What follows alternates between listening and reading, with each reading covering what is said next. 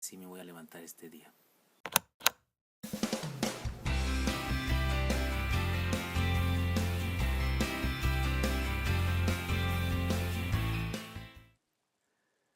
Dios les bendiga, soy el pastor Gilberto Gutiérrez de la Iglesia Bautista Orden de México DF. Me da mucho gusto saludarlos en este lunes 13 de marzo 2017. Salmo 38, iniciamos el estudio de este salmo. Es un salmo complicado, es un salmo que tiene algunas metáforas muy profundas, muy fuertes, un mensaje muy importante, pero también me parece que no es tan sencillo de comprender, pero vamos a tratar de estudiarlo y hacerlo práctico para todos nosotros. Los frutos de la prueba, le he llamado a esta serie de devocionales basados en el Salmo 38. Oración de un penitente, Salmo de David para recordar, así dice el Salmo en la Biblia. Debemos entender que hay una gran diferencia entre prueba y problema. Las pruebas son circunstancias de la vida de las que no tenemos control, de las que no somos responsables y por medio de ellas somos probados. Nuestra fe es puesta a prueba, es decir, y por medio de ello crecemos, nos fortalecemos, somos mejores cuando optamos por la mejor opción al responder a esa prueba. En cambio, los problemas son las consecuencias lógicas de nuestras acciones.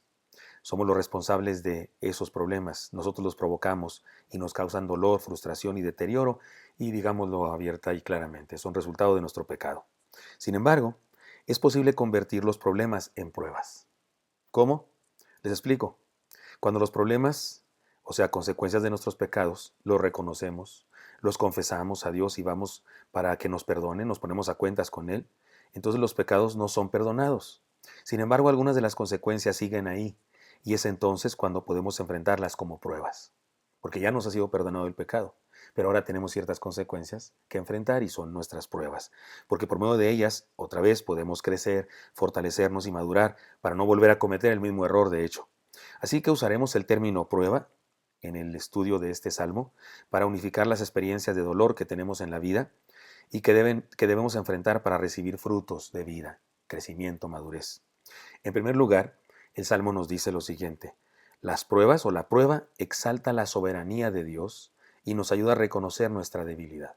La verdad es que la primera parte del salmo es muy severa. Mire cómo dice: Jehová, no me reprendas en tu furor, ni me castigues en tu ira, porque tus saetas cayeron sobre mí, y sobre mí ha descendido tu mano.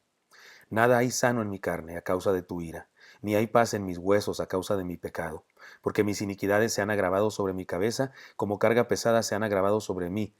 Hieden y supuran mis llagas a causa de mi locura. Estoy encorvado, estoy humillado en gran manera, ando enlutado todo el día, porque mis lomos están llenos de ardor y nada hay sano en mi carne. Estoy debilitado y molido en gran manera, gimo a causa de la conmoción de mi corazón. Bárbaro, ¿no? Es poesía, pero es poesía muy fuerte.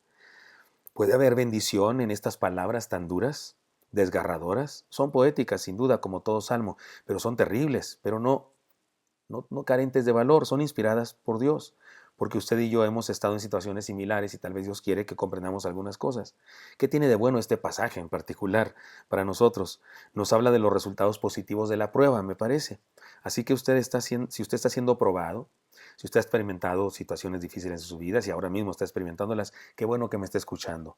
He aquí un primer fruto, pero recordemos, esta es poesía profunda, seria, que describe a un hombre tal vez deprimido, triste, hasta enfermo, a causa de las consecuencias de una prueba, que puede ser incluso consecuencia de un pecado que es un problema, pero que se ha convertido en prueba porque ha confesado su pecado. De hecho, en el Salmo está confesando su pecado. Muy bien, he aquí el primer fruto. La prueba exalta la soberanía de Dios y nos ayuda a reconocer nuestra debilidad. ¿Cómo sucede esto? Les comparto 4 cosas. Nos hace reconocer a Dios en medio de todo. El hecho de que el salmista diga: Jehová, no me reprendas en tu furor, ni me castigues en tu ira, porque tus saetas cayeron sobre mí ha descendido tu mano. Esto nos hace entender que evidentemente el salmista entiende que Dios evidentemente es responsable de su desgracia. Y con esto reconoce la soberanía de Dios. Es decir, que acepta que lo bueno y lo malo que sucede es por la voluntad de Dios. Ya sea porque Dios provoca eso o porque no lo impide. El hecho es que Dios está en todo. Esta idea es un asunto teológico muy importante y no sencillo de entender para muchas personas. Para decirlo con sencillez, David entiende que lo malo que le pasa está en el control de Dios. Y por tal razón sabe que debe tener algún propósito, ya que aunque Dios no produzca las cosas malas, es todopoderoso para evitarlas, y si no las evita, debe tener un plan. No hay reproche en David, pero sí hay un reconocimiento de que Dios es soberano y que está en todo. Así que una primera bendición de las pruebas es que nos ayuda a exaltar la soberanía de Dios. Cuando somos probados, reconocemos que Dios es soberano. Reconocemos a Dios en toda su grandeza. En ocasiones reconocemos la grandeza de Dios cuando somos probados de mejor manera que cuando estamos en victoria. En las situaciones normales o de bonanza de la vida, llegamos a creer que es por nosotros que estamos bien, y nos olvidamos de la soberanía y exaltamos nuestra inteligencia y nuestra sabiduría. Egoísmo puro. Pero en la prueba, no tenemos más remedio que reconocer a Dios en medio de todo. De hecho, hasta los ateos reconocen a Dios en medio de las desgracias. ¿No es cierto que algunos, de una manera absurda, establecen como argumento de la no existencia de Dios las desgracias humanas? Es decir, que aunque no creen en Dios, lo culpan de la pobreza del mundo, lo culpan del sufrimiento de los niños, de las injusticias, pero eso no es lógico, ellos no creen en Dios, ¿cómo lo culpan de eso? No sé qué lógica usan para culpar a alguien que dicen que no existe de todo lo malo que pasa. Pero resulta claro que reconocen la soberanía de Dios finalmente, aunque dicen no creer en Él. Además, las pruebas nos hacen reconocer a Dios como omnipotente e implacable. David reconoce a Dios implacable y omnipotente. Miren cómo lo dice, nada hay sano en mi carne a causa de tu ira. Es una declaración muy fuerte, pero no nos equivoquemos. Dios no nos causa dolor, nos lo causan los malos, las circunstancias desagradables, nuestras malas decisiones, el pecado del mundo y nuestro propio pecado. Pero por eso David habla de castigo, porque entiende que su sufrimiento, todo o parte de él, es consecuencia de su pecado. Además, David opina que si Dios no le impide un sufrimiento, algún plan ha de tener. Y la manera de decirlo es a causa de tu ira. Ni hay paz en mis huesos a causa de mi pecado. Se acordó de su pecado y reconoce que es la causa de lo que sufre, así que intrínsecamente reconoce la soberanía de Dios, exalta a Dios como invencible. No podemos escapar a su justicia, no es posible actuar en contra de su voluntad y salir bien librados. Por otro lado, nos hace reconocer la prueba, nos hace reconocer a Dios como justo.